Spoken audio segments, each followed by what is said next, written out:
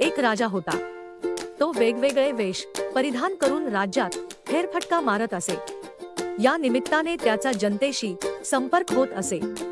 जनतेचे दुःख, वेदना, गरजा यांची तो माहिती करून घेत असे।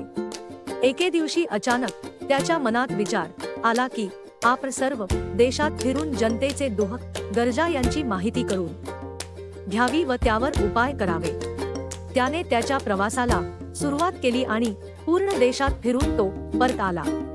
परत आल्यावर तो महालातून बाहेर पडेना। शेवटी सगळे मंत्रीगण त्याच्या भेटीला महालात गेले।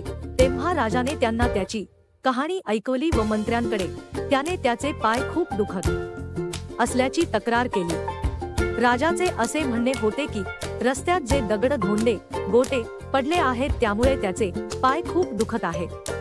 यावर काही उपाय लवकरात लवकर केला पाहिजे।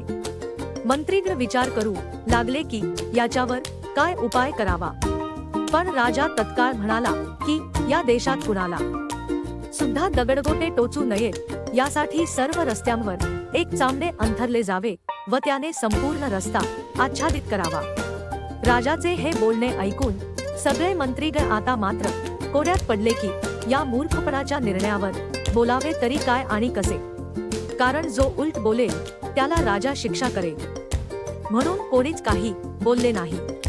शेवटी बराच वेळ गेला, कोणीच काही बोलेना। तेव्हा एक बुद्धिमान मंत्री उठला व राजाला म्हणाला की महाराज, मी एक उपाय सुचवितो ज्याने चामडे अंथरण्यासाठी लागणारा अतिरिक्त पैसा वाचेल आणि तुम्हालाही दगडगोटे टोचणार नाही।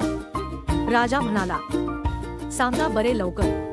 मंत्री म्हणाला, सगळ्या देशातील रस्त्यांवर चामडे अंथरण्यापेक्षा महाराज तुम्ही चांगल्या प्रतीचे जोडे का बनवून घेत नाहीत?